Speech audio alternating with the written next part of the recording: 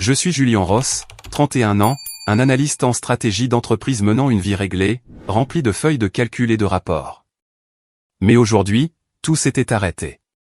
Mon grand-père, Norman Ross, l'homme qui avait bâti l'empire Ross de l'acier et de la logistique à partir de rien, le pilier de toute notre famille, était décédé. La douleur en moi n'était pas un torrent de larmes, mais un vide creux, comme si une partie de mon âme avait été arrachée. Je regardais le cercueil en chêne poli placé au centre de l'église et me demandais si sa vie s'était vraiment terminée ainsi, ou s'il y avait encore des secrets qui attendaient d'être révélés. L'atmosphère des funérailles était oppressante. Les bancs en bois poli étaient bondés de parents. Des membres de la famille proches aux cousins éloignés que je n'avais rencontrés que quelques fois dans ma vie. Des partenaires commerciaux, les titans de l'industrie de l'acier et de la logistique, inclinaient silencieusement la tête en guise d'adieu. Les employés de longue date de l'entreprise, ceux qui avaient été fidèles à mon grand-père pendant des décennies, se tenaient au fond, leur visage marqué par l'épreuve sous la lumière vacillante des bougies. Ce n'était pas seulement des funérailles. C'était une cérémonie empreinte de pouvoir où le chagrin s'entremêlait de poignées de mains discrètes et de discussions murmurées sur l'avenir de la société. Je pouvais sentir l'artificialité de tout cela, mais je ne pouvais rien y faire. Mon grand-père avait vécu comme un roi, et maintenant il partait de la même manière. Mes parents, Alan et Suzanne Ross, étaient assis au premier rang, juste à côté du cercueil. Mon père, dans son costume noir parfaitement taillé, arborait une expression sévère, comme s'il assistait à une réunion du conseil d'administration. Il ne pleurait pas, ne tremblait pas. Il ne cessait de regarder autour de lui, s'assurant que tout se déroulait sans la moindre faille. Ma mère était assise droite comme un i, un mouchoir blanc immaculé posé sur ses genoux. Mais ses yeux étaient froids, plus concentrés sur les apparences que sur une émotion sincère. Je savais ce qu'elle pensait. Ne laissez personne gâcher cette cérémonie. C'est ainsi que mes parents avaient toujours été, traitant la famille comme une entreprise où tout devait être étroitement contrôlé. Le service était en cours. Le prêtre récitait des prières, sa voix chaude et résonnante se répercutant sur les murs de pierre. J'essayais de me concentrer, mais mon esprit vagabondait vers les souvenirs de mon grand-père. Il m'avait appris à lire les rapports financiers quand je n'avais que 10 ans et me racontait des histoires de ses débuts d'entrepreneur, quand il n'avait qu'un vieux camion et de grands rêves. « Julien, la vie n'est pas toujours juste, disait-il. Mais la façon dont tu traites les autres, c'est ton véritable héritage. » J'ai dégluti difficilement, essayant de réprimer la tristesse qui montait. Puis soudain, comme une rafale de vent déplacé, les lourdes portes de l'église s'ouvrirent en grinçant. Tous les yeux se tournèrent vers le son. Un homme âgé apparut, décharné, vêtu de vêtements rapiécés et usés, ses cheveux blancs en désordre sous un bonnet de laine élimé. Il se tenait sur le seuil, ses yeux troubles regardant à l'intérieur, sa voix tremblante. « Je suis désolé, tout le monde. Je voulais juste rendre un dernier hommage à Monsieur Norman Ross. C'était un vieil ami à moi. » Mon cœur se serra. Le silence soudain fut brisé. Mon père se leva d'un bond, le visage rouge de colère. « Qui êtes-vous ? Comment osez-vous entrer ici ?» cria-t-il, sa voix tonitruante.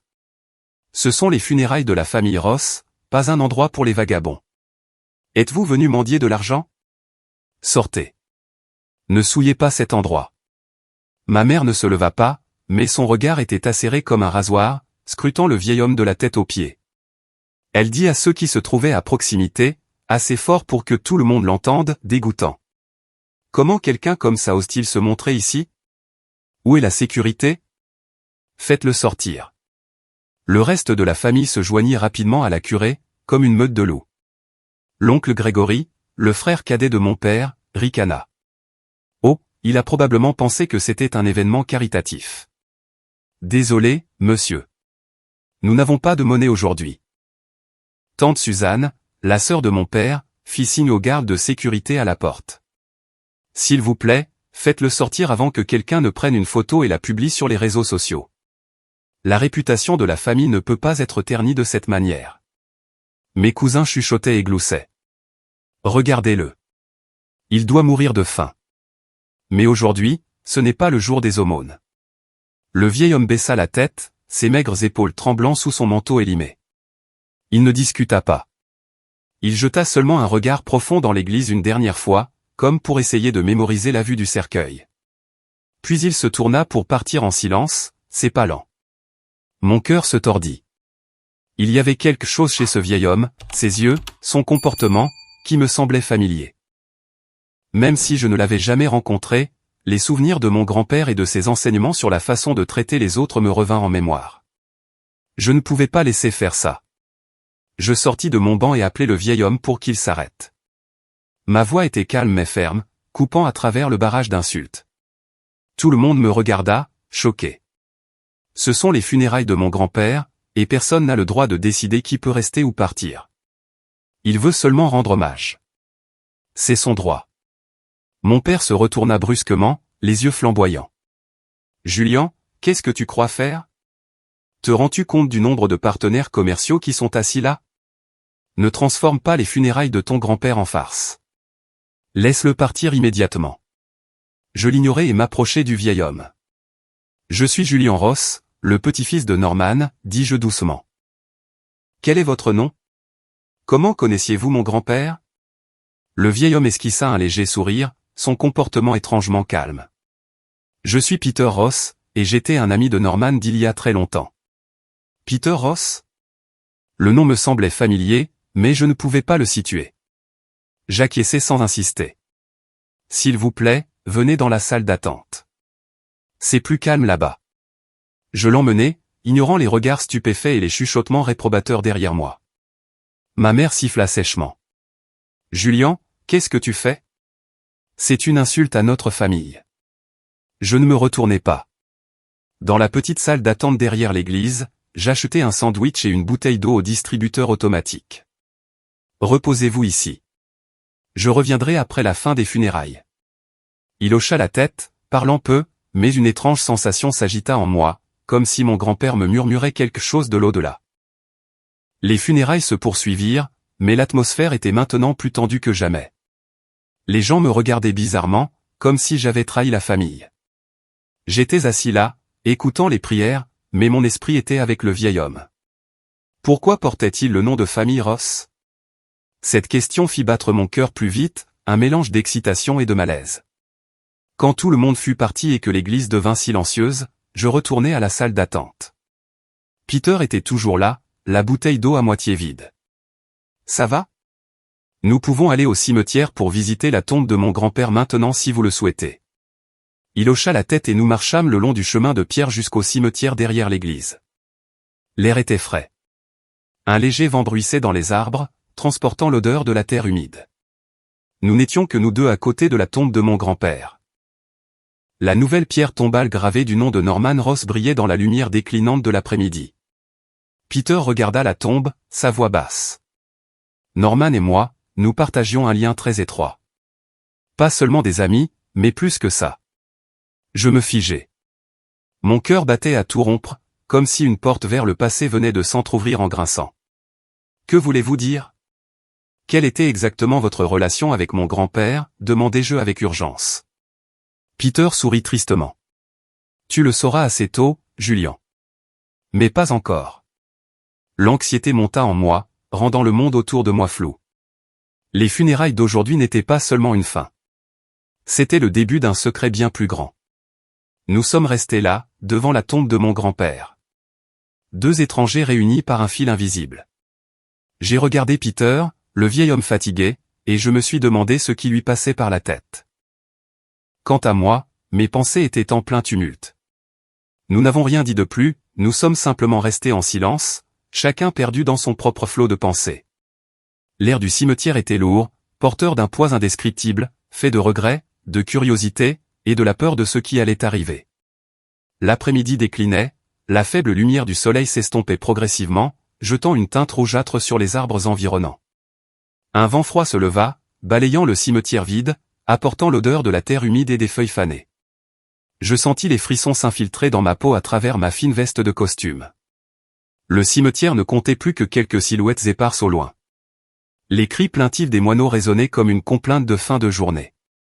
Peter se tenait à côté de moi, les épaules voûtées, et soudain, il se mit à tousser violemment. La toux sèche et rauque résonna dans l'espace silencieux, me surprenant.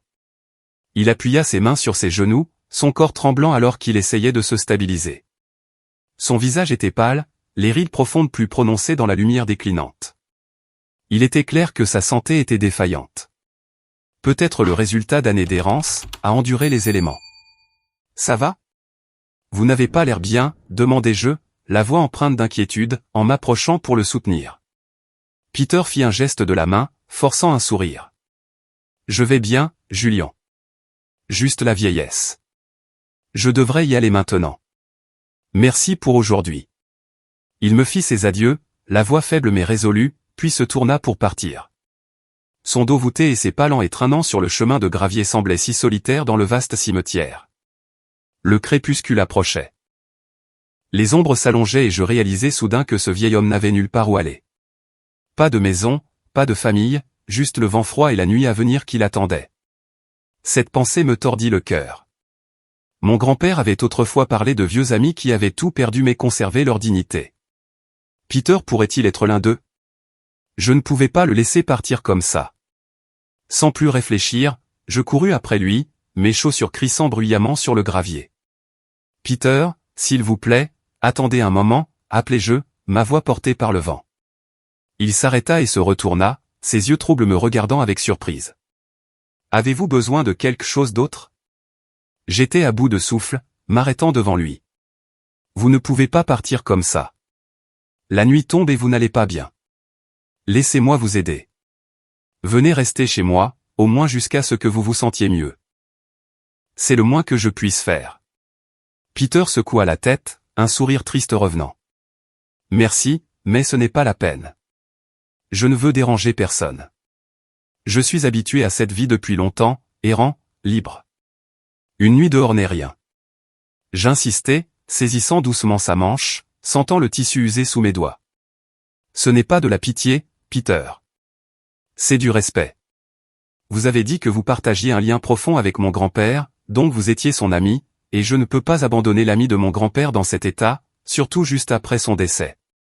Pensez à Norman. Il ne voudrait pas ça. Il resta silencieux un moment, les yeux fixés au loin vers la tombe. Le vent froid continuait de souffler, transportant maintenant une légère bruine qui rendait l'air encore plus mordant. J'attendis, le cœur battant, me demandant s'il refuserait à nouveau. Finalement, ému par ma sincérité, Peter hocha la tête. D'accord, Julian, juste temporairement. D'accord, je ne veux rien te devoir. Je soupirai de soulagement et souris. Merci. Allons-y. Ma voiture est garée à proximité. Nous sommes retournés au parking. Ses pas étaient toujours lents, mais maintenant j'étais à ses côtés. Sur le chemin du retour, la voiture roulait dans les rues familières de Chicago alors que les lampadaires commençaient à s'allumer, se reflétant sur la chaussée mouillée. Ma maison était un petit appartement dans le centre-ville, pas luxueux comme le manoir de la famille Ross, mais assez confortable pour une personne seule comme moi. Je fis entrer Peter, allumer les lumières et désigner le salon. Vous pouvez vous reposer ici. Je vais préparer de la literie. Voulez-vous quelque chose à manger? Je peux commander à emporter. Peter s'assit sur le canapé à l'intérieur. Juste un peu d'eau chaude, ça suffira. Merci. Les jours que nous avons vécus ensemble par la suite furent simples mais chaleureux, comme une rivière calme après une tempête. Le premier jour, j'ai emmené Peter dans un magasin voisin et lui ai acheté quelques ensembles de vêtements simples, ajustés et chauds. Rien d'extraordinaire, mais propre et décent. Il a hésité au début, mais m'a finalement laissé choisir en silence, ses yeux montrant un mélange de lassitude et de gratitude.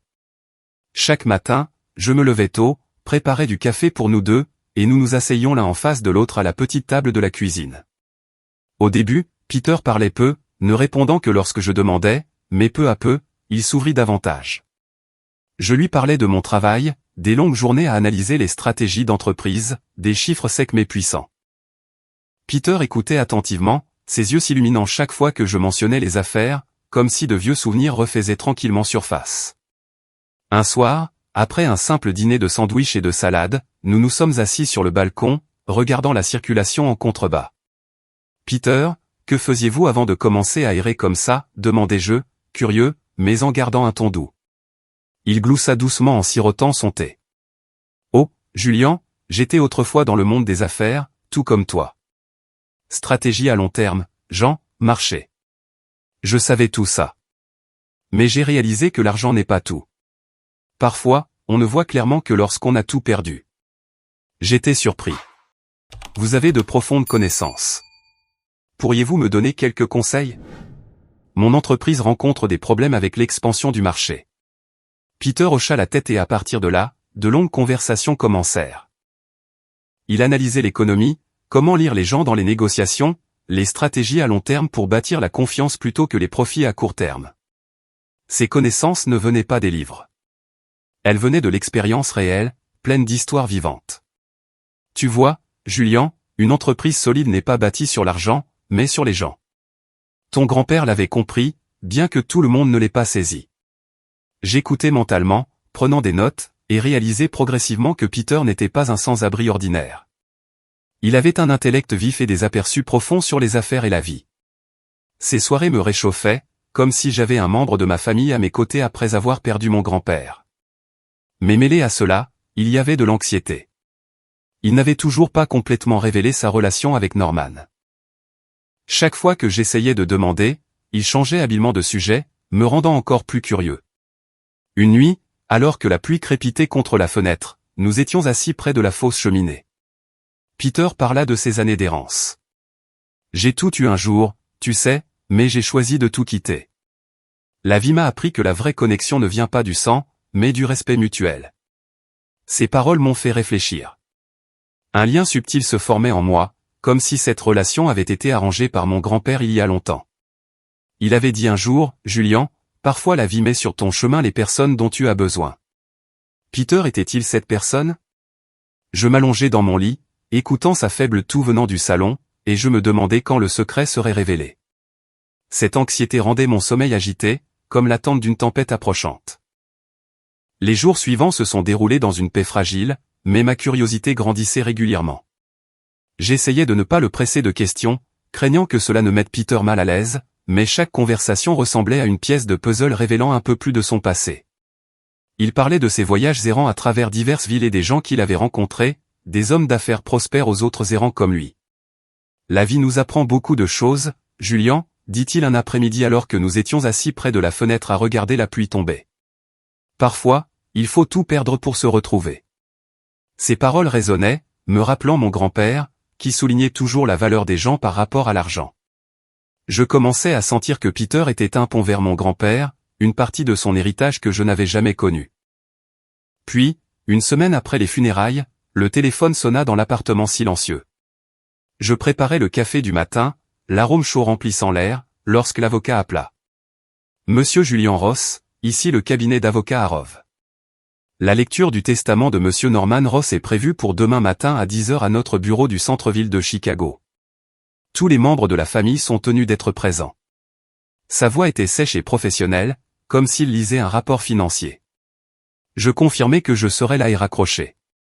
Mon cœur battait plus vite. Le testament. C'était le moment où tout deviendrait clair, où le vrai visage de la famille Ross serait révélé. Je connaissais mes parents, mes oncles et tantes. Ils attendaient tous avec impatience leur part de l'héritage comme des vautours tournoyant autour d'une proie. Et moi? Je voulais juste savoir ce que mon grand-père pensait de moi, de l'avenir de l'entreprise. J'en ai parlé à Peter au petit déjeuner.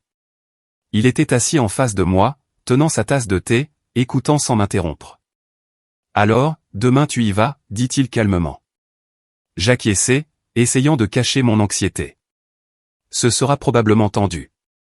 Ma famille, ils ne sont pas faciles à gérer. Peter se contenta de sourire, sans rien dire de plus. Je me sentais soulagé de l'avoir là, comme une ancre silencieuse au milieu de la tempête familiale. Ce matin-là, je me suis réveillé plus tôt que d'habitude. La faible lumière du soleil d'automne filtrait à travers les rideaux, brillant sur le parquet poli. J'enfilai un costume noir, nouai ma cravate et me regardai dans le miroir, le visage fatigué, mais résolu. Peter était déjà debout, assis à la table de la cuisine avec un vieux journal. Je lui donnai quelques instructions simples, comme c'était devenu notre routine au fil des jours passés ensemble. Peter, je serai parti quelques heures. Si tu as faim, il y a des sandwichs dans le frigo. Et n'oublie pas de prendre ton sirop pour la toux. Il hocha la tête, les yeux fixés sur moi intensément. Je pris ma mallette et j'étais sur le point de partir quand il parla soudainement.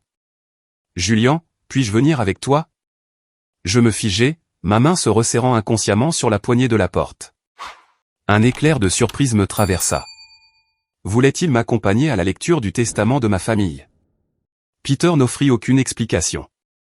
Son visage resta calme, ne trahissant aucune émotion, comme s'il avait suggéré quelque chose de tout à fait ordinaire. Mon cœur battait plus vite. Était-il si curieux du testament de ma famille? Mais je n'insistais pas. Soit j'avais peur de la réponse, soit j'étais déjà prêt à lui faire confiance. Je hochai simplement la tête. D'accord, Peter, mais ma famille ne sera pas contente. Il se leva, enfilant le manteau que je lui avais acheté la semaine précédente. Je sais, mais je dois y aller. Nous avons pris un taxi pour le cabinet d'avocat, un grand immeuble de verre dans le centre-ville de Chicago, où l'air portait toujours l'odeur de l'argent et du pouvoir. En chemin, j'étais silencieux, me préparant mentalement aux réactions inévitables. Peter était assis à côté de moi, regardant par la fenêtre comme s'il était habitué à de telles situations. Je me demandais à quoi il pensait. Pourquoi tenait-il tant à venir? Lorsque nous sommes entrés dans la salle de conférence, l'atmosphère déjà tendue s'est instantanément figée. Toute la famille Ross était présente. Mes parents à la tête de la table, l'oncle Gregory et la tante Suzanne à leur côté, les cousins dispersés avec des visages expectatifs. L'avocat Hargrove était assis au centre, un épais dossier devant lui. Tous les yeux se tournèrent vers nous, puis s'écarquillèrent de choc en reconnaissant l'homme à côté de moi comme le sans-abri âgé qui était apparu aux funérailles. Leurs expressions passèrent de la surprise à la fureur, comme si une bombe venait d'exploser. Mon père, Alan Ross, se leva d'un bond, le visage rouge, pointant Peter du doigt. « Bon sang, qu'est-ce que c'est que ça, Julian? Pourquoi as-tu amené ce vagabond ici? C'est la lecture du testament de mon père, pas un endroit pour quelqu'un comme lui. Qui est-il pour mettre les pieds ici? C'est une insulte à la famille, une souillure pour tout. » Sa voix tonnait, pleine de colère et de mépris, comme si Peter était une tache indélébile. Ma mère, Suzanne Ross, ne se leva pas, mais son regard était glacial. « Julian, est-ce que tu cherches délibérément les ennuis? Amener quelqu'un d'aussi bas dans un endroit comme celui-ci? Quel genre de coup monté ridicule est-ce? Veux-tu ternir l'honneur de la famille en transformant une occasion solennelle en cirque?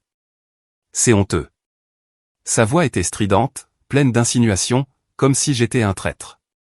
L'oncle Gregory, le frère cadet de mon père, intervint avec un sourire sardonique.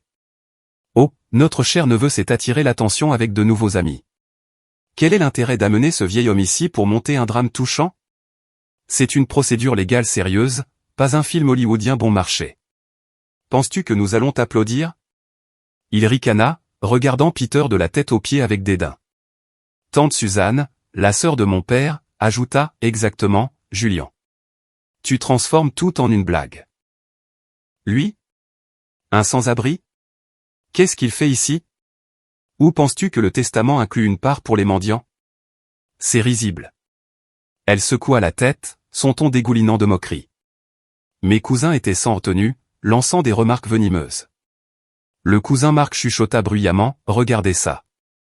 Il est probablement ici pour mendier de l'argent ou espérer quelques pièces de cette famille. Julian, tu as perdu la tête. La cousine Lisa gloussa. Des funérailles à la lecture du testament de grand-père, tu as toujours réussi à embarrasser la famille. Leurs mots coupaient comme des couteaux, venimeux, rendant la salle de conférence étouffante.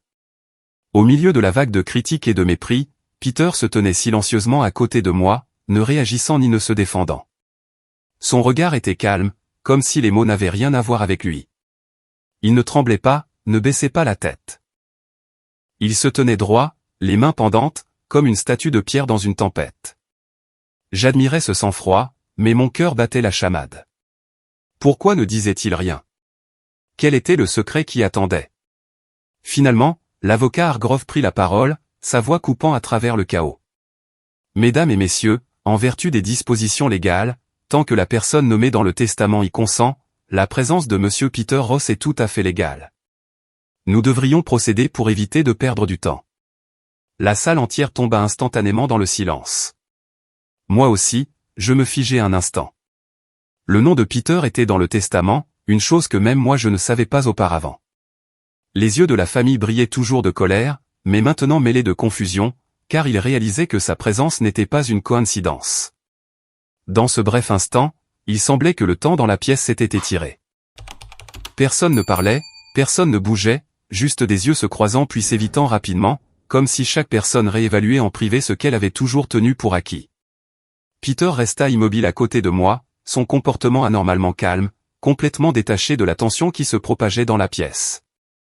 Sa sérénité ne fit qu'ajouter à ma confusion, car il était clair que les choses se déroulaient bien au-delà de mes connaissances et de ma préparation. Je choisis le silence, ne défendant ni n'expliquant. Je laissais les émotions et les préjugés de la famille s'exposer comme des fissures dans leur façade parfaite. Mon cœur battait, attendant avec anxiété. La lecture officielle du testament allait commencer, et je savais que la vraie tempête arrivait. La salle de conférence semblait rétrécir, l'air épais de l'odeur de vieux papier et de café froid. L'avocat Harov, un homme d'âge moyen avec des lunettes à monture dorée et un costume gris clair, s'éclaircit légèrement la gorge pour attirer l'attention. Il ouvrit le dossier épais devant lui, les pages bruissant comme les derniers murmures de mon grand-père. Tout le monde se tut, les yeux fixés sur lui, sauf Peter, qui se tenait calmement à côté de moi comme s'il avait tout su depuis le début. Je pris une profonde inspiration, essayant de rester calme, mais mes mains serraient fermement les accoudoirs, mes ongles s'enfonçant dans mes paumes. C'était le moment décisif. L'héritage de mon grand-père, pas seulement de l'argent, mais tout un empire familial et peut-être des secrets auxquels je n'étais pas prêt à faire face. L'avocat Harov commença, sa voix stable et claire. Mesdames et messieurs, le testament de Monsieur Norman Ross a été rédigé il y a 1 an, en présence de 2 témoins indépendants, et dûment notariés. M. Norman a explicitement désigné qu'une autorité pleine et entière sur la distribution de sa succession, y compris les biens personnels, les actions de la société et les investissements, soit accordée à une seule personne, Monsieur Peter Ross. La salle entière tomba dans un silence de mort. Le temps sembla s'arrêter. Je sentis cette immobilité. Pas de soupir, pas de chuchotement. Les yeux de tout le monde passèrent de l'avocat à Peter et vice-versa, comme si leur esprit luttait pour traiter l'information. Peter Ross, le vieil homme sans abri que ma famille avait chassé aux funérailles. L'homme qui se tenait juste à côté de moi. Mon cœur battait la chamade. Une vague de vertige me frappa. J'étais abasourdi, la bouche sèche, incapable de parler. Ce n'était pas une blague. L'avocat parlait sérieusement et Peter inclina simplement légèrement la tête comme pour le reconnaître.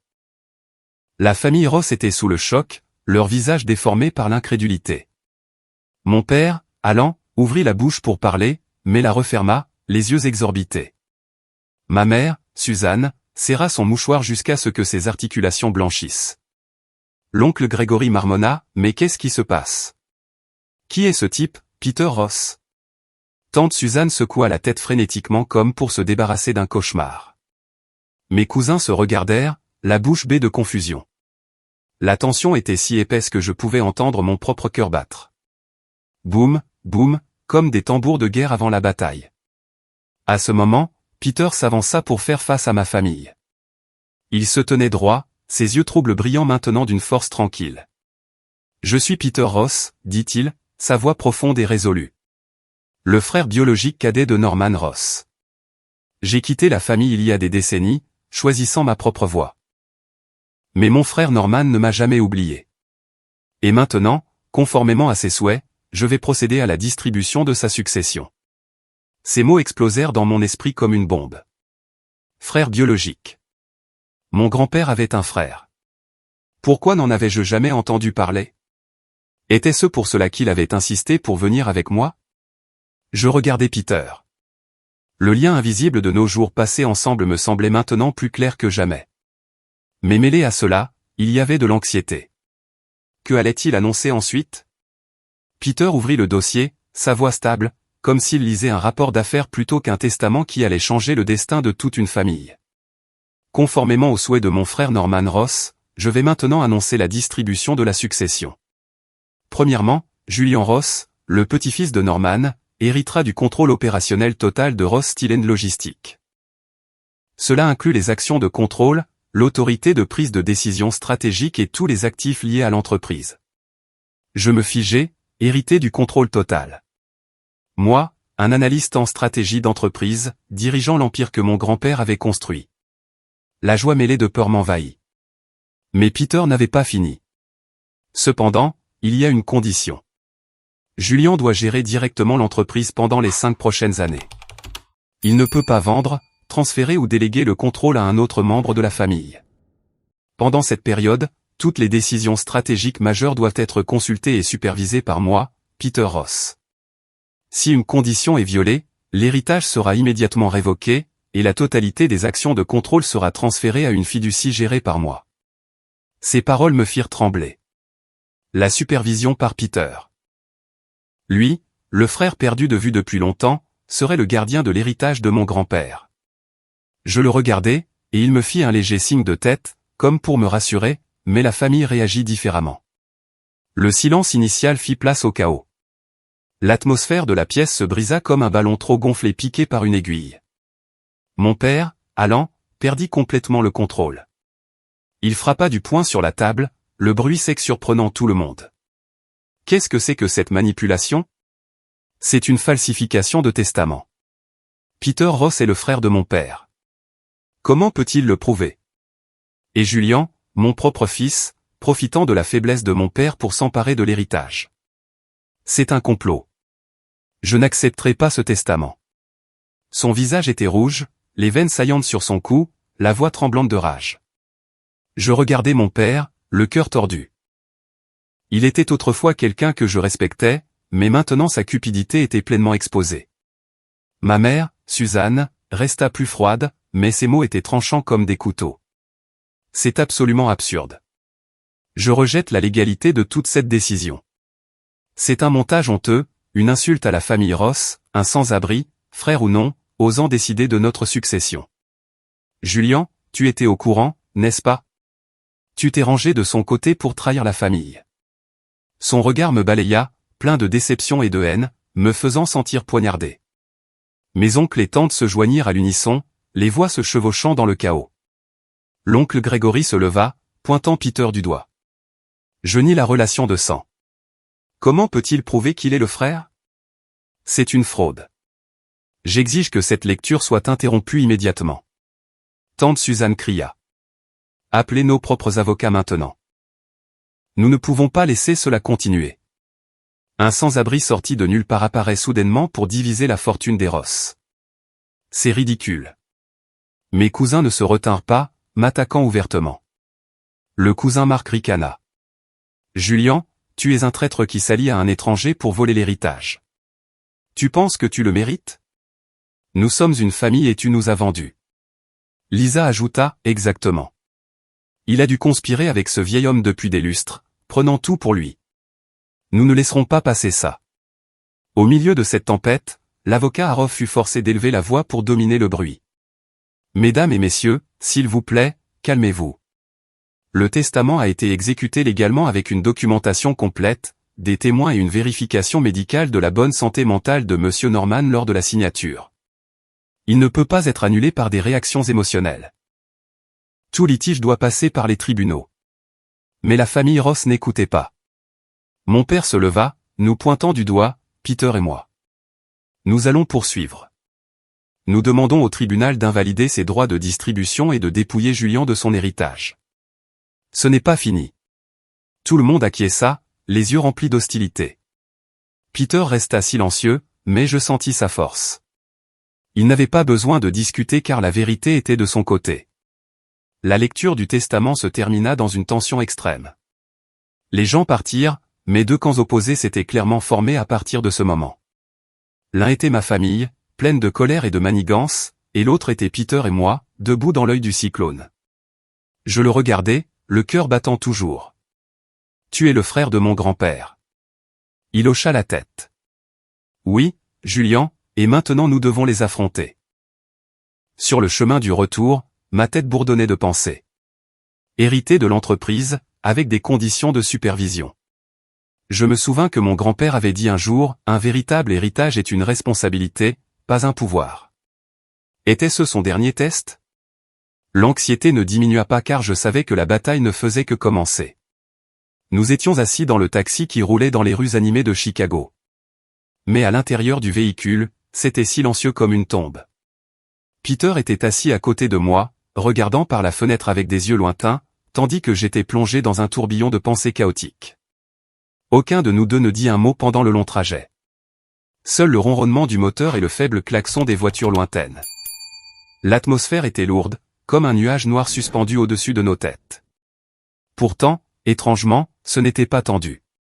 C'était comme le silence avant une tempête. Un calme trompeur rempli de questions qui s'accumulaient en moi. Je jetai un coup d'œil à Peter, le vieil homme que je savais maintenant être mon oncle, et je me demandais à quoi il pensait. Quant à moi, mon esprit tournait avec des images de la salle de conférence, le visage rouge de mon père, les dénégations froides de ma mère, les cris de mes oncles et tantes, et les regards hostiles de mes cousins. Ils allaient poursuivre. C'était certain. Mais pourquoi Peter était-il si calme? Savait-il tout depuis le début? Cette pensée fit battre mon cœur plus vite. Une vague d'anxiété mêlée de peur monta en moi. La guerre familiale, quelque chose que j'avais toujours évité, fonçait maintenant sur moi comme un train en fuite. Lorsque le taxi s'arrêta devant mon immeuble, je payai la course et fis entrer Peter. Ma petite maison familière me semblait maintenant étrangement différente, comme si elle attendait un secret sur le point d'être dévoilé. Je fermai la porte. Le déclic de la serrure résonna dans l'espace silencieux. Peter s'assit doucement sur le canapé à l'intérieur tandis que je ne pouvais plus retenir mes questions refoulées. Je me tournai vers lui, ma voix tremblant légèrement. Je ne comprends vraiment pas. Pourquoi mon grand-père a-t-il fait ça? Êtes-vous vraiment son frère et le testament? Pourquoi vous a-t-on donné une telle autorité? S'il vous plaît, dites-moi. J'ai besoin de connaître la vérité. Peter me regarda. Ses yeux troubles brillaient maintenant d'une touche de chaleur. Il esquissa un léger sourire, triste mais sincère. D'accord, Julian. Il est temps que je te dise toute la vérité. Plus d'esquive. Assieds-toi, jeune homme. C'est une longue histoire, mais tu mérites de la connaître.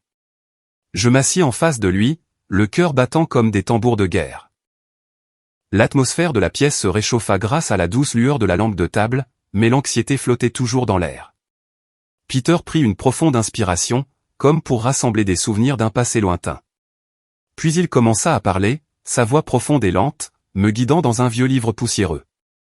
Il y a plus de 30 ans, Julian, ton grand-père Norman et moi étions copropriétaires et dirigeons directement Ross Steel & Logistics.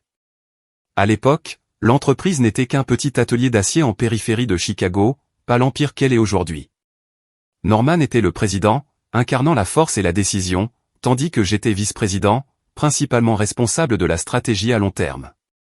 Nous étions des frères de sang, élevés ensemble dans une famille pauvre, et le rêve de construire une grande entreprise nous avait étroitement liés. J'imaginais la scène. Deux jeunes frères travaillant sans relâche dans un atelier d'acier étouffant, l'air épais de l'odeur du métal et de la sueur. Mon grand-père avait souvent parlé de ses débuts difficiles, mais il n'avait jamais mentionné de frère.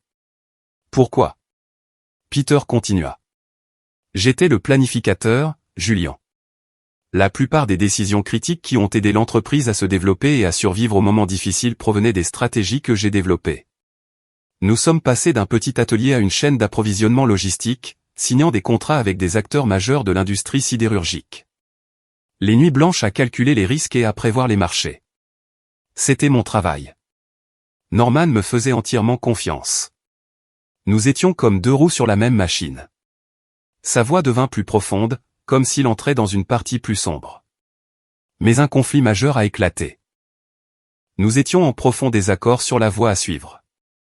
Norman voulait l'expansion à tout prix. Parfois en sacrifiant l'éthique, les gens et l'honnêteté pour obtenir un avantage dans les luttes de pouvoir. Il était prêt à réduire les coûts en licenciant des travailleurs ou en signant des accords douteux avec des partenaires pour déjouer ses concurrents. Je ne pouvais pas le supporter. Je voyais le monde des affaires comme étant plein de manigances où les relations pouvaient être exploitées et trahies pour le profit. Ces réunions où les gens vous souriaient en face mais vous poignardaient dans le dos. Je méprisais tout cela.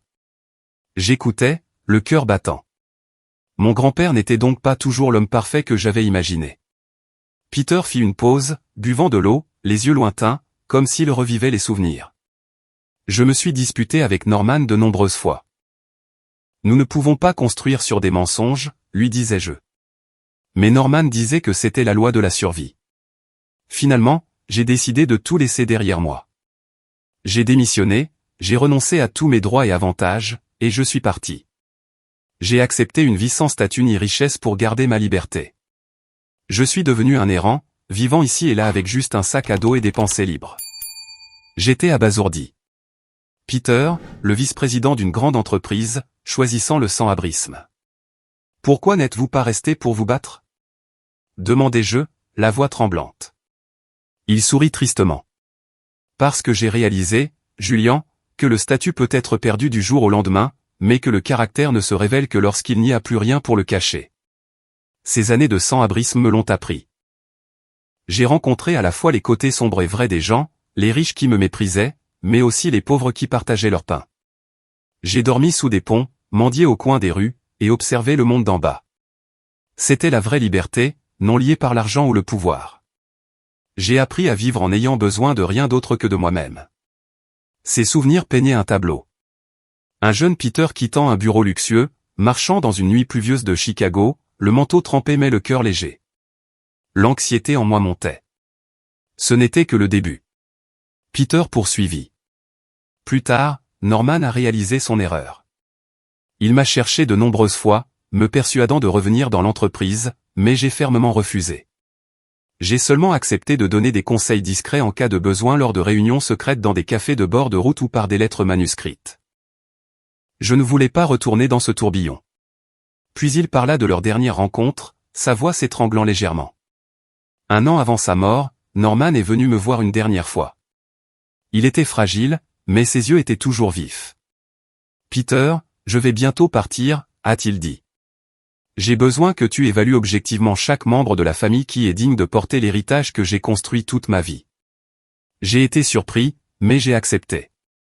Norman m'a donné toute autorité sur la distribution de la succession, confiant que seul moi, non lié par les liens familiaux ou les intérêts, pouvais prendre une décision lucide. Je me figeais, donc tout avait été planifié.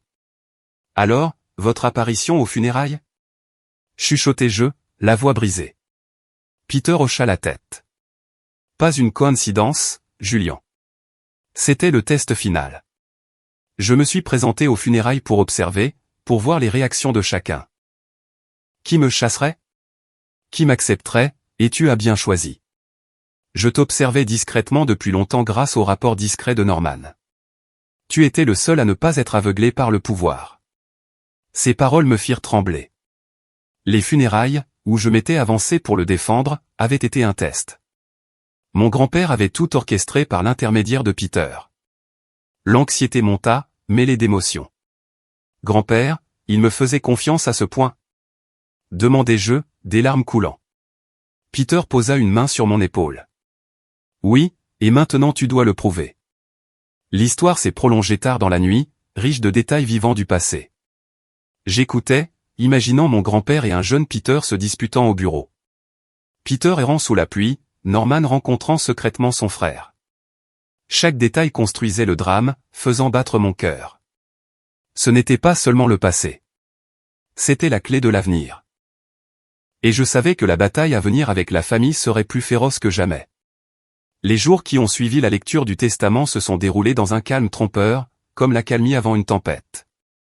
J'ai repris ma routine quotidienne, mais mon esprit bourdonnait constamment de pensées sur l'entreprise, le testament et Peter, l'oncle que je venais de découvrir. Il a continué à séjourner dans mon appartement, non plus comme un invité, mais comme un membre proche de la famille, un conseiller discret. Nous parlions davantage d'affaires, de la vie. Et progressivement, j'ai commencé à me préparer mentalement à ce qui allait arriver. Ma famille, mes parents, mes oncles et tantes, mes cousins, n'étaient pas du genre à lâcher prise facilement. Ils avaient déclaré qu'ils allaient poursuivre, et je savais que ce n'était pas une menace en l'air. Chaque soir, assis à la table de la cuisine avec Peter, je me demandais, que vont-ils faire? Et comment vais-je gérer ça? Cette anxiété rendait mon sommeil agité, comme si j'attendais qu'une bombe à retardement explose. Puis c'est arrivé plus tôt que prévu.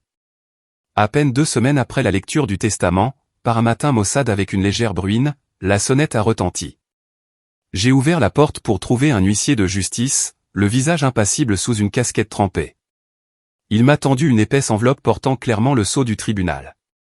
Assignation à comparaître pour Monsieur Julian Ross et Monsieur Peter Ross, dit-il platement, comme s'il lisait un bulletin météo. Je l'ai prise, le cœur battant, et je suis rentré. Peter était assis à la table de la cuisine avec sa tasse de café, comme s'il s'attendait à ce moment. Je lui ai tendu l'enveloppe, ma voix tremblant légèrement. Ils ont intenté un procès.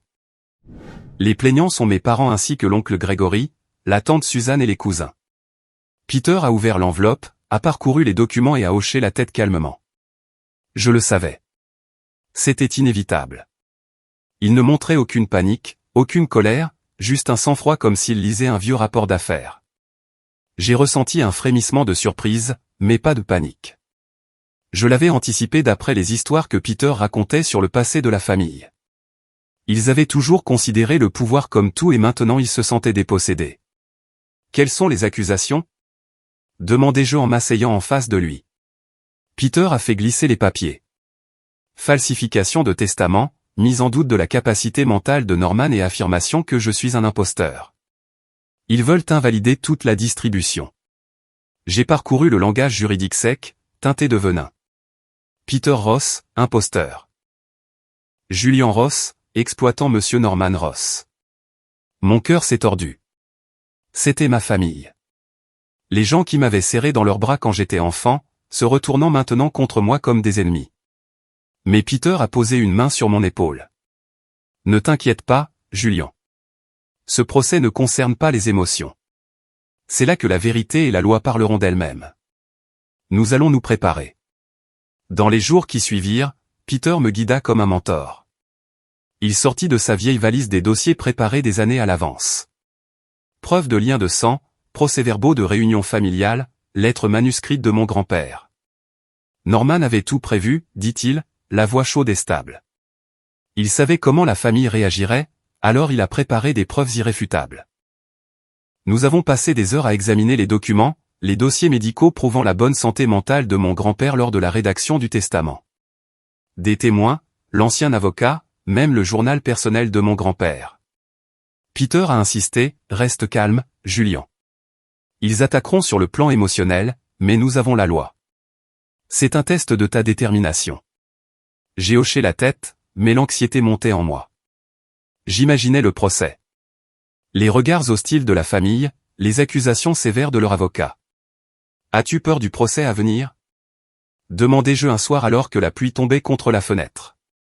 Peter leva les yeux vers moi, un léger sourire se dessinant sur ses lèvres, non pas méprisant, mais compréhensif. J'ai erré pendant près de 30 ans, Julian, dit-il lentement.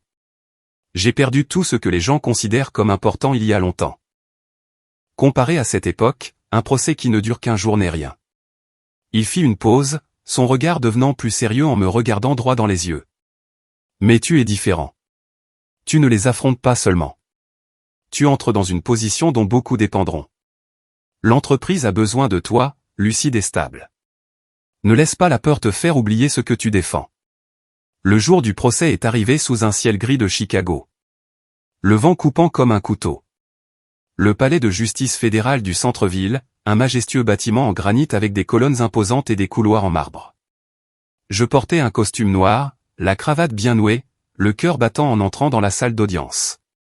Peter marchait à mes côtés, calme comme s'il se promenait. À l'intérieur, ma famille remplissait le côté des plaignants, mon père, le visage sévère, ma mère, glaciale, l'oncle Grégory chuchotant à leur avocat, la tante Suzanne serrant son sac à main, les cousins me regardant avec haine. La tension était immédiate. Comme un ballon trop gonflé sur le point d'éclater, la juge, une femme d'âge moyen avec des lunettes à monture noire, a ouvert la séance, l'avocat des plaignants, un homme grand à la voix retentissante, a commencé par un barrage d'accusations contre Peter et moi. De manière dramatique, il a déclaré, « Votre honneur, ce testament est le produit d'une manipulation. Monsieur Norman Ross, dans sa vieillesse fragile, a été influencé par Peter Ross, un sans-abri apparu de manière inattendue. Et Julian Ross, le petit-fils, qui a exploité son état affaibli après les funérailles pour s'emparer de l'héritage. Il m'a dépeint comme une figure faible et manipulée, en deuil après les funérailles, et Peter comme un opportuniste soudain visant à s'emparer de la richesse. Peter Ross n'est pas le frère biologique, juste un imposteur. Et Julian manque de qualification. Il n'a jamais géré l'entreprise, seulement un analyste. Ces mots coupaient comme des couteaux, resserrant ma poitrine. J'ai jeté un coup d'œil à ma famille, mon père hochant la tête en accord, ma mère me regardant avec déception, l'oncle Grégory souriant en coin. L'anxiété a atteint son paroxysme, la sueur perlant sur mon front. Mais Peter se tenait calmement. Votre honneur, j'ai une documentation juridique complète préparée des années à l'avance. Il a présenté une preuve de parenté, des actes de naissance, des tests ADN, des documents d'autorisation de mon grand-père et des preuves du processus de rédaction du testament. Ce sont les lettres manuscrites de Norman confirmant que je suis son frère biologique, et il m'a fait confiance parce qu'il faisait confiance à mon jugement. Notre avocat représentant la succession de mon grand-père, Monsieur Hargrove, a ajouté professionnellement. Le testament a été exécuté alors qu'il était sain d'esprit et légalement valide. Il y a des témoins, 2 avocats indépendants, et des dossiers médicaux clairs du médecin personnel de Monsieur Norman. Aucun signe de coercition ou de manipulation n'existe. Voici le rapport médical. Monsieur Norman était en bonne santé, sans déclin cognitif. Puis ce fut mon tour. En tant qu'héritier principal, je me suis levé, la voix légèrement tremblante, mais ferme. Votre honneur, j'ai des preuves de faute passée de la part de la famille. J'ai présenté les documents que Peter avait préparés. Des courriels internes, des procès-verbaux de réunion, des rapports financiers, prouvant des tentatives de manipulation de pouvoir interne, des conflits d'intérêts et des décisions nuisant à l'entreprise pour un gain personnel. L'oncle Grégory a un jour fait pression sur mon grand-père pour qu'il signe des contrats de complaisance afin de détourner des fonds de l'entreprise. Ma mère s'est ingérée dans le personnel pour favoriser des parents, entraînant des millions de pertes. Ce n'est pas un litige testamentaire. C'est la protection de l'héritage de mon grand-père contre ceux qui l'ont nui. Les plaignants ont tenté de contrer, mais leurs arguments étaient faibles et décousus. Leur avocat a bégayé, ces documents pourraient être falsifiés. Mais face à des preuves spécifiques et cohérentes, des papiers notariés, des témoins vivants, ils n'ont pas pu nier la légalité du testament. Les membres de la famille Ross ont commencé à montrer un malaise et une tension évidents. Mon père a agrippé les bras du fauteuil, le visage pâle. Ma mère a chuchoté à l'oncle Grégory, les yeux fuyants. Tante Suzanne s'est mordu la lèvre. Les cousins ont échangé des regards inquiets. Je l'ai vu clairement. Le procès se retournait complètement contre eux. Mon cœur s'est emballé. Anxiété mêlée de soulagement. Nous étions en train de gagner. Après délibération, la juge a frappé de son marteau. Le tribunal se prononce en faveur absolue de Peter Ross et Julian Ross. La pleine validité juridique du testament et la distribution de la succession exécutée sont maintenues. Ces mots ont résonné comme une bombe dans la salle. Ma famille s'est figée de choc puis a éclaté. Mon père s'est levé d'un bond. C'est une injustice. Mais la juge a secoué la tête, levant la séance. Immédiatement après le verdict, mes parents se sont tournés vers moi, le visage plein de rage.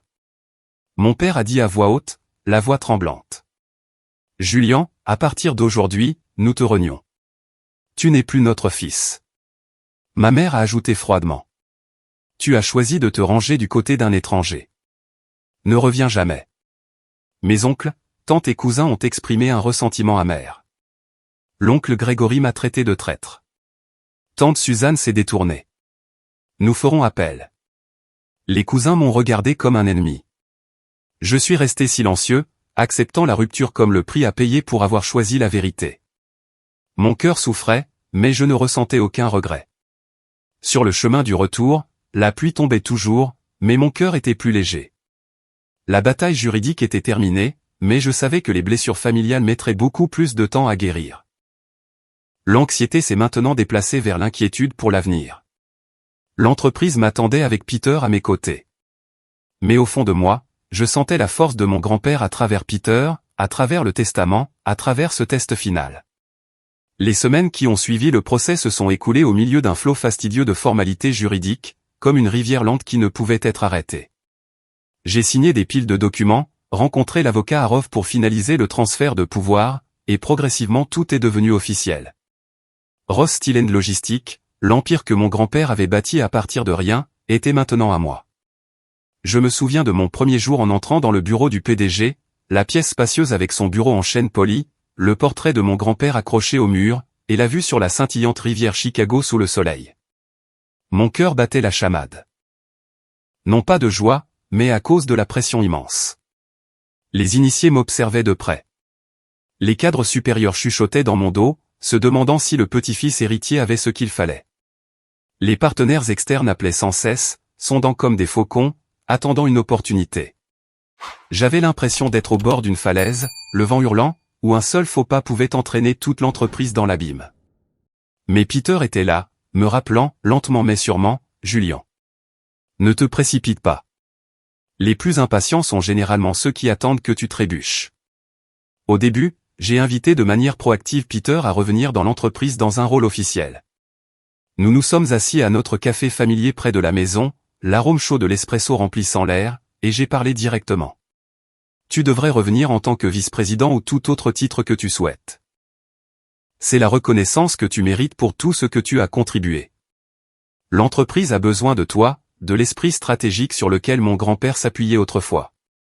Je l'ai regardé, une lueur d'espoir dans les yeux, sachant qu'il était la clé pour m'empêcher de me perdre dans ce labyrinthe commercial. Peter a écouté, sirotant son café noir non sucré, puis a secoué la tête doucement. Merci, Julian, mais je ne veux pas retourner dans le tourbillon des titres et du pouvoir que j'ai laissé derrière moi. J'ai vécu comme un errant pendant 30 ans pour l'éviter. Les réunions sans fin, les faux sourires, les décisions qui compromettent sa conscience. Je n'ai pas besoin d'un titre pour exister. Ces paroles m'ont stupéfié, bien qu'elles ne soient pas surprenantes. Il était toujours comme ça, serein, sans cupidité. Mon cœur s'est emballé, une pointe d'inquiétude s'insinuant. Sans lui à un poste officiel, comment allais-je gérer? Mais il a continué, cependant, je serai derrière toi en tant que conseiller stratégique sur le personnel et la culture d'entreprise. Je t'offrirai des perspectives et des avertissements en cas de besoin, mais les décisions finales t'appartiendront toujours. C'est la meilleure façon. Sans contrainte, juste de la compagnie. J'ai respecté son choix, rempli de gratitude. Peter est resté à mes côtés, non lié par des avantages ou des titres. Il ne prenait aucun salaire, n'avait pas besoin de bureau privé, juste des appels tard le soir ou des réunions discrètes chez moi, où il analysait des rapports financiers ou suggérait des moyens de gérer le personnel. Tu es le successeur, Julian, a-t-il dit un soir alors que nous étions assis près des flammes vacillantes de la fausse cheminée. Je ne suis que le guide. Ne dépends pas de moi. Apprends à te tenir debout par toi-même. Ces paroles m'ont rendu anxieux, car je savais que les vrais défis étaient à venir. Pas le tribunal, mais diriger une énorme entreprise à travers les tempêtes du marché. Sous ma nouvelle direction, j'ai commencé un examen approfondi des opérations de l'entreprise. Au début, je suis resté debout toute la nuit avec des piles de dossiers, analysant chaque ligne de dépenses et chaque contrat. J'ai donné la priorité à la transparence. Fini les fonds obscurs. Fini les rapports déformés. La stabilité à long terme plutôt que les profits à court terme. J'ai annulé plusieurs projets à haut risque que l'ancienne famille avait poussés, investissant à la place dans les technologies vertes, les chaînes d'approvisionnement durables, et les gens comme valeur fondamentale. Je me suis souvenu des paroles de mon grand-père, pour garder l'entreprise, tu dois d'abord garder les gens. Quand ils partent, tout le reste suit. J'ai tenu des réunions à l'échelle de l'entreprise, écoutant les contributions des employés de niveau inférieur, ce qui était rare auparavant. Mon cœur s'emballait chaque fois que je me tenais devant des centaines de visages, anxieux de savoir s'ils me feraient confiance ou s'ils me verraient simplement comme l'héritier gâté. Mes premières décisions en matière de personnel se sont concentrées sur la rétention de l'équipe de base. J'ai renvoyé quelques cadres supérieurs fidèles à l'ancienne famille, ceux qui avaient formé des factions favorisant les parents au détriment du talent. Nous ne fonctionnons plus sur des mécanismes familiaux, ai-je déclaré lors d'une réunion du conseil d'administration, la voix ferme malgré mes mains légèrement tremblantes. Toutes les décisions sont basées sur la compétence et la contribution. J'ai mis fin au favoritisme factionnel. Fini les promotions dues à la parenté. Fini les primes basées sur les relations. J'ai senti la tension dans l'air. Certains employés s'inquiétaient, chuchotant à propos d'une purge, mais je savais que c'était nécessaire. L'anxiété monta. Allait-il se rebeller? Le cours de l'action allait-il chuter? Peter m'a soutenu discrètement en coulisses, m'aidant à repérer les faiblesses bien ancrées dans la culture d'entreprise qui persistait depuis des années. Il a analysé, cette entreprise a été empoisonnée par la cupidité. Julian, les employés avaient peur de dire la vérité de peur de perdre leur emploi. Bâtis la confiance. Commence par de petites choses. Il a suggéré des programmes de formation et des canaux de retour d'informations anonymes, et je les ai mis en œuvre. Un soir, il a appelé, il y a un responsable de la logistique qui cache des vulnérabilités de la chaîne d'approvisionnement. Vérifie. Je l'ai fait et je l'ai découvert, sauvant l'entreprise d'une perte majeure. Son soutien était comme un phare dans le brouillard, me remplissant d'une gratitude sans borne. Les employés ont progressivement remarqué les changements substantiels. Fini les ordres vagues venant d'en haut, fini la pression politique interne où tout le monde s'inquiétait des factions. À la place, des réunions transparentes, des récompenses basées sur la performance, et j'écoutais les contributions de tous les niveaux. Un après-midi, Monsieur Harris, un employé de longue date de la production, m'a arrêté dans le couloir. Il m'a regardé, la voix lente mais sincère. Julian, c'est la première fois que je me sens vraiment écouté. Plus besoin de s'inquiéter de savoir qui est parent avec qui. Ces simples mots ont réchauffé mon cœur, mais m'ont aussi rendu plus anxieux que jamais car j'ai compris que la confiance une fois donnée exige une grande responsabilité pour la maintenir. À partir de moments comme celui-là, la confiance a commencé à se former au sein de l'entreprise, se propageant tranquillement comme un courant sous-jacent. Le soutien pour moi ne venait pas du titre d'héritage, mais de choix spécifiques en matière de leadership, comme lorsque j'ai rejeté un plan de réduction des salaires des employés pour réduire les coûts.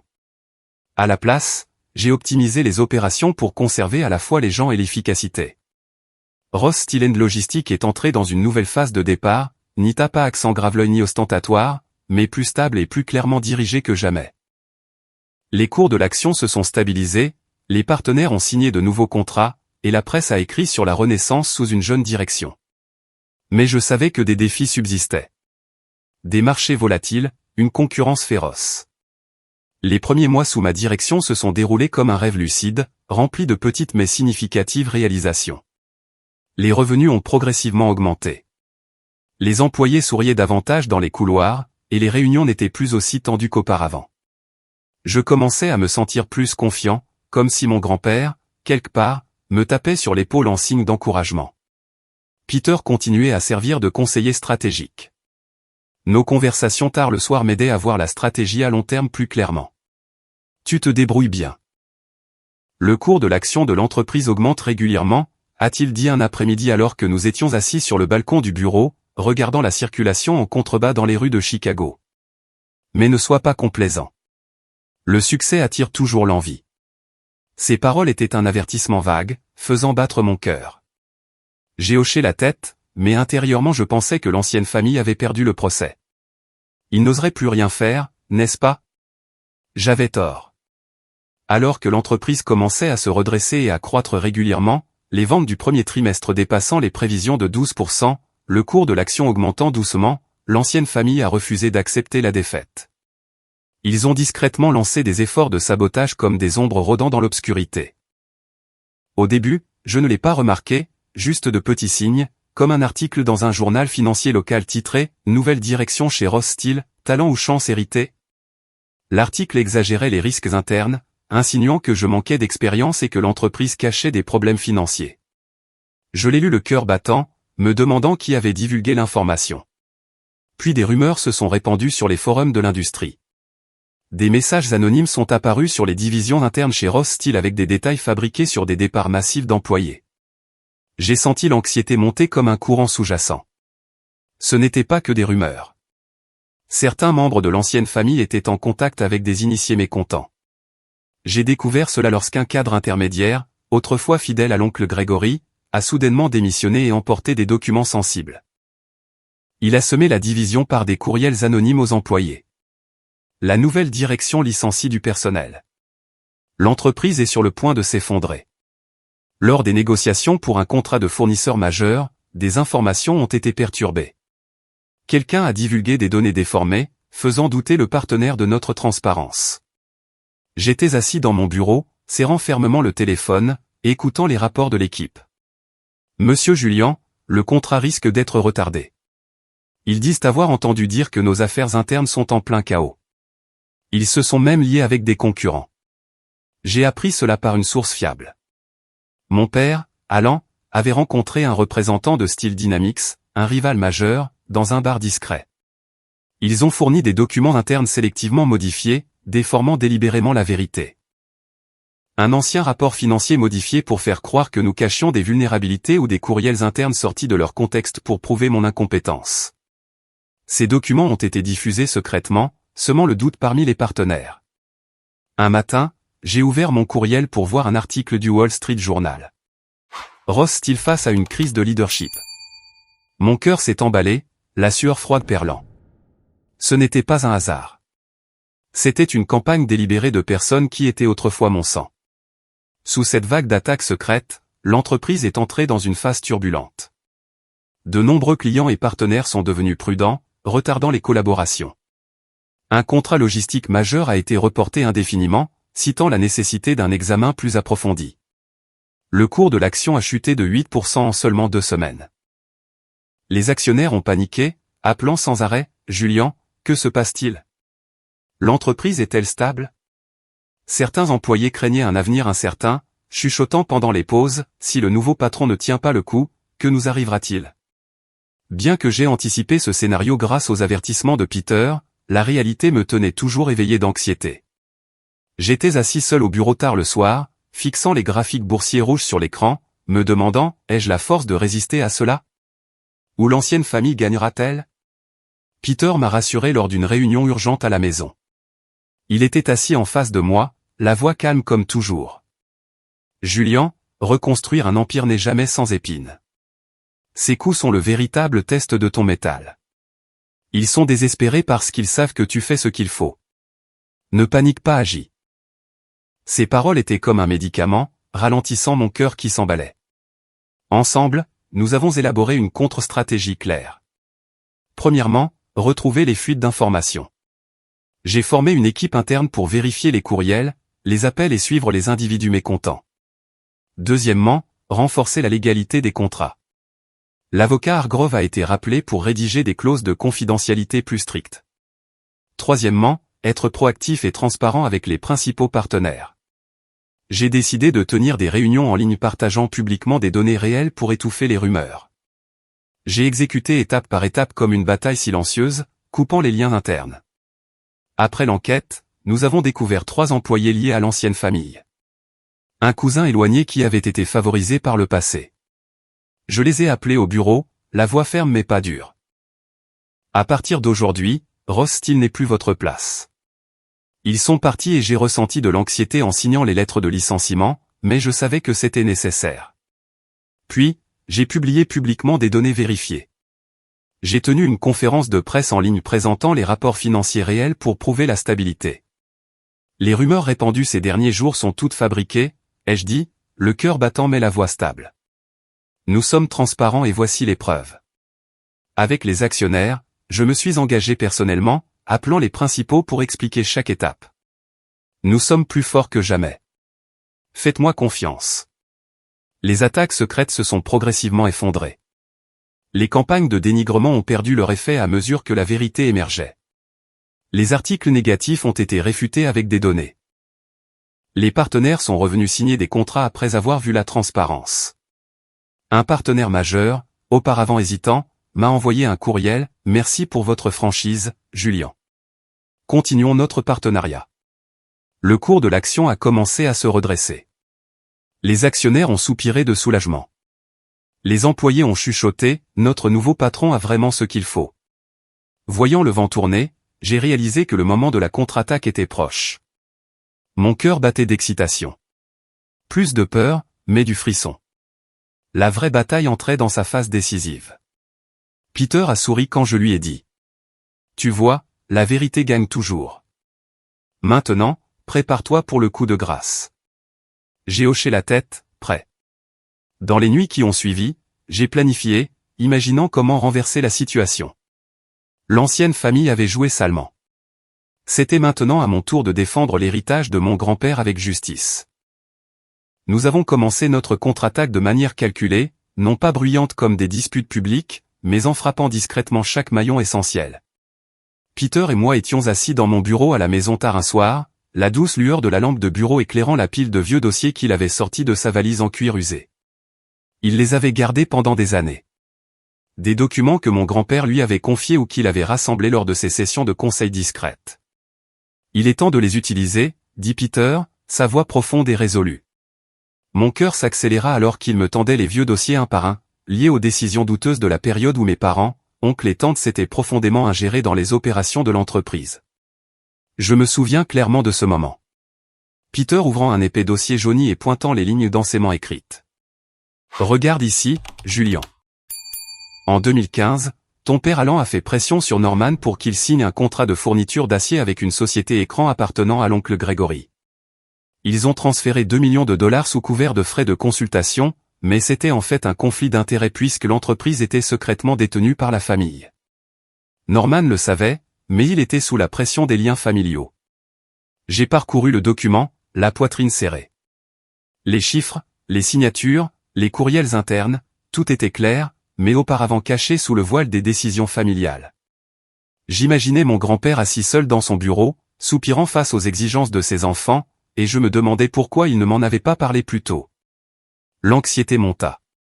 Ce n'était pas que des papiers. C'étaient des preuves qui pouvaient démanteler tout un système de cupidité. À partir de là, j'ai ordonné un examen complet de toutes les transactions, contrats et flux de trésorerie impliquant l'ancienne famille. J'ai formé une équipe interne de confiance, comprenant l'avocat Hargrove et quelques analystes recommandés par Peter, pour fouiller en profondeur dans les archives numériques et les vieux dossiers papier. De longues nuits blanches au bureau, les écrans d'ordinateur brillants de feuilles de calcul Excel et de rapports bancaires me piquaient les yeux. Nous avons découvert des fautes prolongées qui avaient été habilement dissimulées. Un transfert inexpliqué de 500 000 $ du fonds de prévoyance de l'entreprise vers le compte personnel de ma mère Suzanne, déguisé en soutien caritatif familial, ou des contrats logistiques avec des proches de la tante Suzanne, où les prix étaient gonflés de 20% pour écrémer des commissions cachées. Chaque découverte faisait battre mon cœur, non pas de colère, mais du drame de la vérité qui émergeait. C'est un conflit d'intérêts clair, dit calmement Hargrove. Ils traitaient l'entreprise comme leur terrain de jeu personnel. Les transferts inexpliqués, les conflits d'intérêts et les contrats en coulisses ont été progressivement mis à nu, couche par couche. J'étais assis seul au bureau tard le soir, le vent froid de la rivière Chicago soufflant par la fenêtre ouverte, examinant de vieux courriels. Mon père écrivant à mon grand-père, « Papa, c'est une bonne opportunité pour la famille. Ne t'inquiète pas des détails. » Mais ces détails étaient maintenant des preuves irréfutables. Peter était là pour me guider. Ne révèle pas tout d'un coup. Choisis le moment. Frappe les points faibles. Nous avons analysé chaque maillon, des comptes bancaires aux partenaires impliqués, et attendions avec anxiété le moment de renverser la situation. J'imaginais les visages de mes parents lorsque tout serait révélé et je me demandais s'ils le regretteraient. Ce n'était pas de la vengeance, mais la douleur de la rupture familiale couvait toujours en moi. En parallèle, j'ai fourni de manière proactive des informations vérifiées aux principaux partenaires et aux agences de surveillance du marché. Je ne voulais pas de bruit, pas de conférence de presse tape à accent grave-l'œil, pas d'accusations publiques, mais des lettres privées avec des documents juridiques joints. À un partenaire logistique qui avait hésité à cause des rumeurs, j'ai appelé directement. Je sais que de fausses informations ont circulé. Voici le rapport réel et voici la preuve de sa source. Ma voix était stable bien que mon cœur battait la chamade. Les agences de surveillance du marché comme la SEC ont reçu de notre part des dossiers anonymes détaillant des violations potentielles des lois sur la concurrence. Peter a conseillé, laisse-les enquêter eux-mêmes. Nous ne fournissons que la vérité. Chaque courriel envoyé me rendait anxieux. Le croirait-il? Le plan se retournerait-il contre nous? À mesure que les preuves étaient clarifiées et diffusées par les canaux appropriés, une réaction en chaîne a commencé. Les partenaires qui avaient secrètement coopéré avec l'ancienne famille, comme Steel Dynamics, ont immédiatement rompu les liens. J'ai reçu un courriel de leur PDG.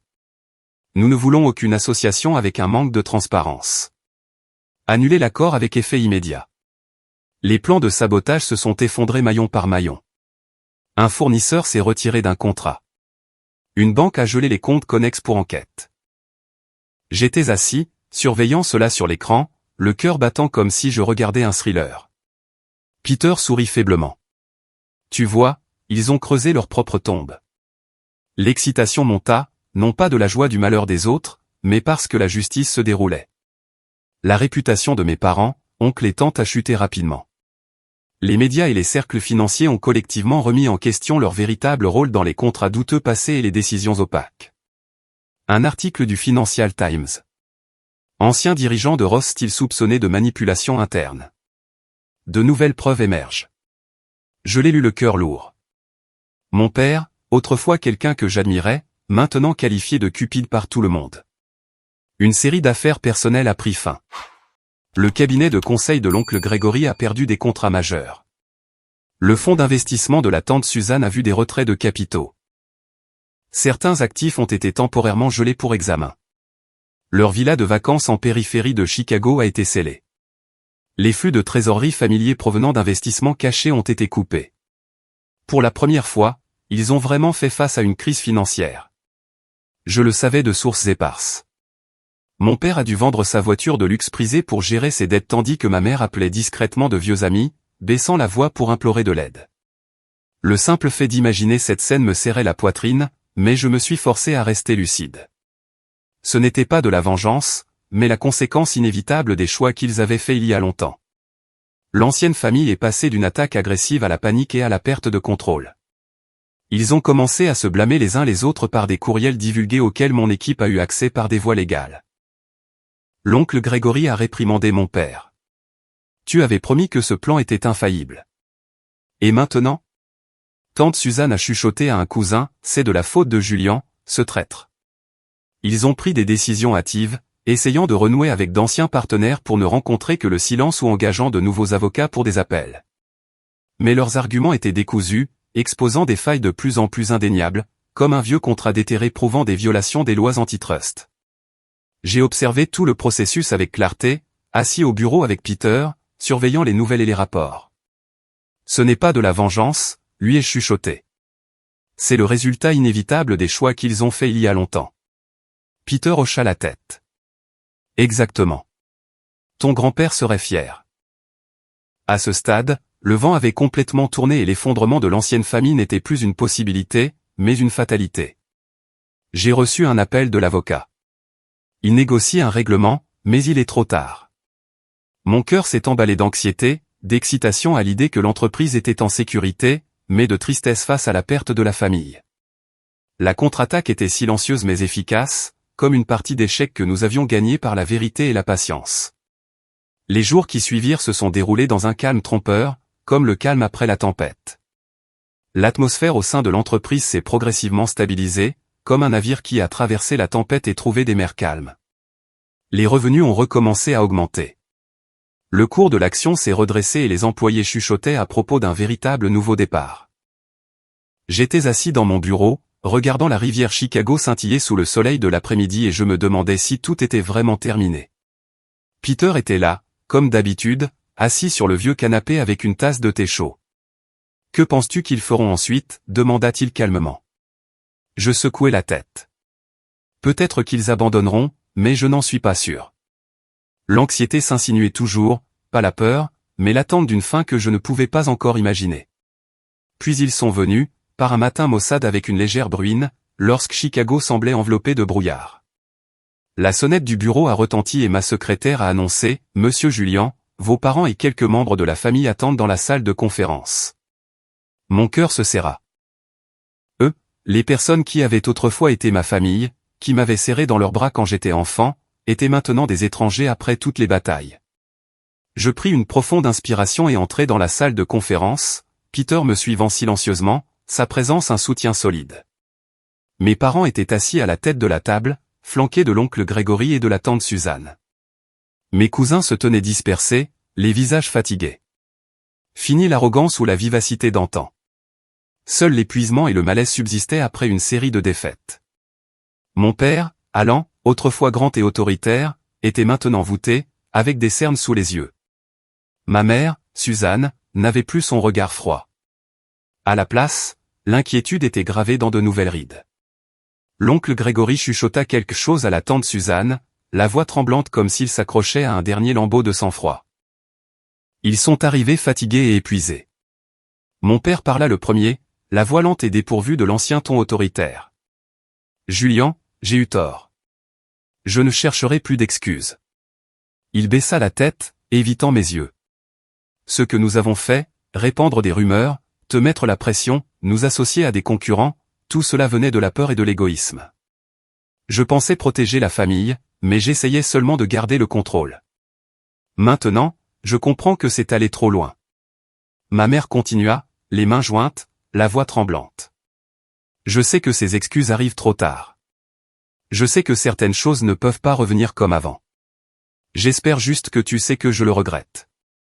Pas à cause des pertes, mais parce que j'ai blessé mon propre fils. L'oncle Grégory parla ensuite, la voix basse. Nous t'avons mal jugé, Julien.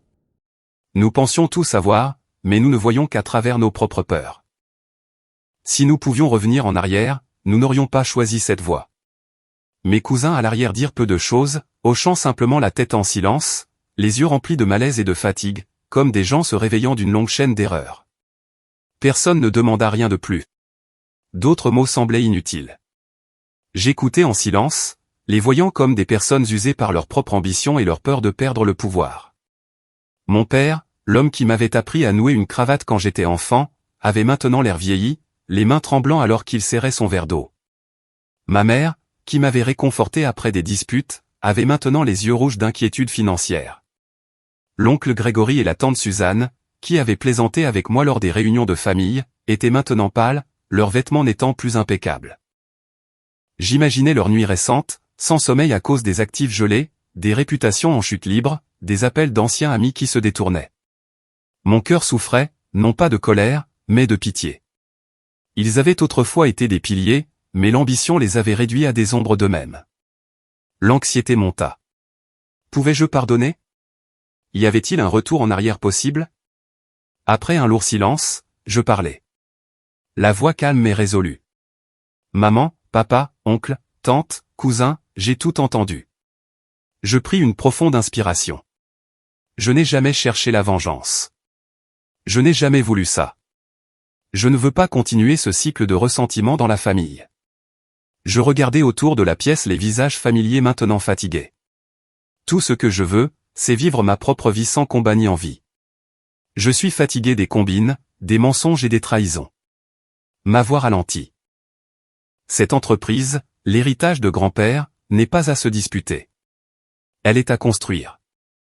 Mon père bougea légèrement, les lèvres s'entr'ouvrant comme pour parler, mais il s'arrêta. Je le regardai droit dans les yeux. Je choisis de pardonner, non pas parce que tout peut être effacé, mais parce que je ne veux pas porter de ressentiment pour toujours. Je fis une pause. Mais je fixerai des limites claires. Je libère le ressentiment, mais je ne reviendrai pas à l'ancienne relation qui m'a fait du mal. Ma mère sanglota doucement. Je continuai, sans élever la voix, mais sans laisser d'ambiguïté. Plus de réunions, plus d'ingérence, plus de famille à l'ancienne. C'est la seule façon pour moi de vivre en paix. L'atmosphère de la pièce se figea. Mon père baissa la tête pendant un long moment, la voix brisée. Je comprends. Je n'ai plus le droit d'exiger quoi que ce soit. Ma mère essuya ses larmes en chuchotant. J'espère juste que tu seras en paix.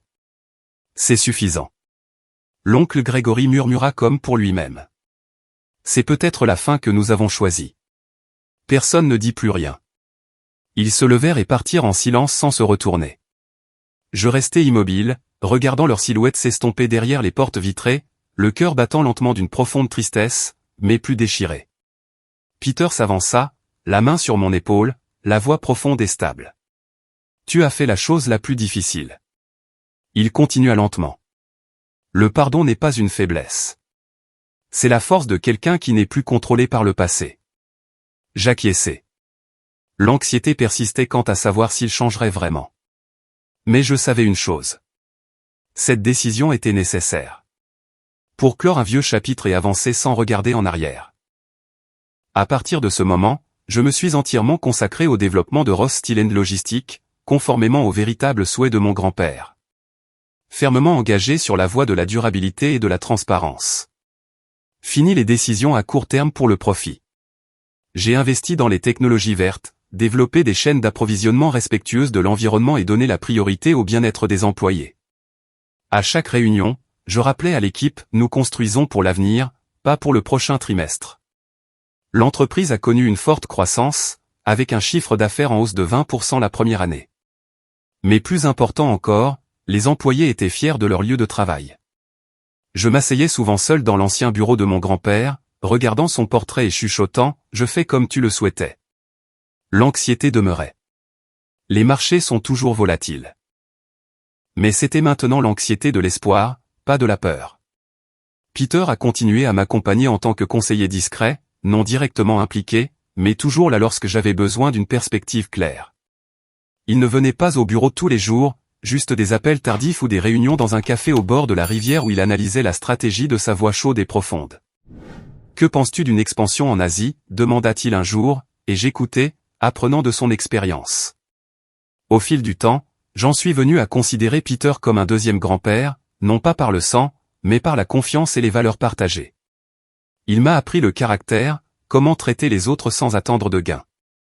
Un après-midi, alors que nous nous promenions dans le parc, il a dit « Julian, le pouvoir est temporaire, mais la gentillesse est éternelle. » Ces paroles m'ont fait réfléchir et notre lien s'est approfondi, comme deux voyageurs traversant un désert ensemble.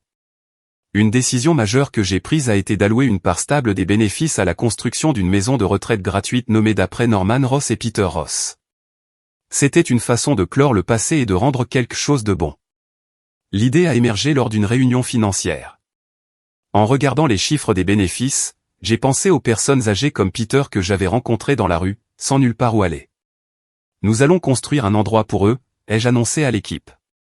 La maison de retraite a été construite en périphérie de Chicago, avec des jardins luxuriants, des chambres confortables et des services gratuits pour les sans-abri âgés. Peter a d'abord refusé que son nom figure sur le panneau. Je n'ai pas besoin de reconnaissance. Mais je l'ai persuadé, c'est pour grand-père et toi, les deux qui m'ont appris la compassion. La maison est devenue un endroit que Peter fréquentait, non pas en tant que fondateur, mais en tant que personne âgée ordinaire trouvant la paix. Je l'ai vu assis sous un arbre, discutant avec d'autres résidents, et il a souri. C'est ma nouvelle maison maintenant, Julian. Ma vie avec Peter est devenue plus simple, sans ostentation, plus entraînée dans les luttes de pouvoir. J'ai vendu la voiture de luxe, gardé le vieil appartement, passé du temps sur des livres et de longues promenades. Peter errait encore occasionnellement, mais revenait toujours avec de nouvelles histoires. Nous ne parlions plus d'argent ou de pouvoir, juste de la vie, juste des gens. Un soir, alors que nous discutions du travail et de la vie sous la chaude lumière de la maison, j'ai regardé Peter et je me suis souvenu de tout le parcours. Des funérailles de grand-père et de la douleur creuse aux sans-abri chassés, de la lecture chaotique du testament au procès tendu. Des tactiques sales à la contre-attaque silencieuse, chaque moment était une cicatrice, mais aussi une leçon. Mon cœur battait lentement d'émotion. L'anxiété du passé s'était maintenant transformée en paix présente. Finalement, j'ai réalisé que ni l'argent ni le pouvoir ne définissent la valeur d'une personne, mais la façon dont elle traite les autres lorsqu'il n'y a aucun avantage à en tirer, en particulier les plus vulnérables. Mon grand-père me l'a appris par son testament, Peter l'a vécu par sa vie d'errance. Et maintenant, je l'appliquais dans chaque décision. De tout ce que j'avais enduré, j'ai compris que pour protéger les vraies valeurs dans une vie saine, il faut parfois oser se lever, oser dire non, et oser accepter de perdre des relations qui n'existent que pour le gain. Non pas parce qu'elles n'ont plus d'importance, mais parce que ce lien était devenu un fardeau, entraînant des combats, de la suspicion et une douleur prolongée. L'ancienne famille avait autrefois été une partie inséparable de ma vie, mais cette même relation avait érodé ma confiance et ma paix au fil des ans. S'y accrocher n'était plus un devoir, mais de l'automutilation. Lâcher prise n'était pas une fuite. C'était le choix nécessaire pour mettre fin à un cycle toxique. Ce n'est qu'en le libérant que je pouvais avancer plus léger, en me concentrant sur la construction de ce qui compte vraiment et en trouvant la paix que j'avais sacrifié tant d'années à chercher. Donc, si l'on est forcé de choisir entre plaire à des relations toxiques et préserver sa propre paix, il faut choisir la paix. Car ce n'est qu'en échappant au combat et à l'ambition aveugle que l'on peut vraiment vivre une vie digne. J'ai appris cela à travers des nuits blanches et des décisions difficiles. Et maintenant, en regardant Peter sourire au-dessus de son thé, je savais que j'avais bien choisi. Notre histoire, de la perte à la renaissance, n'était pas une fin, mais le début d'un véritable héritage, la compassion et la paix.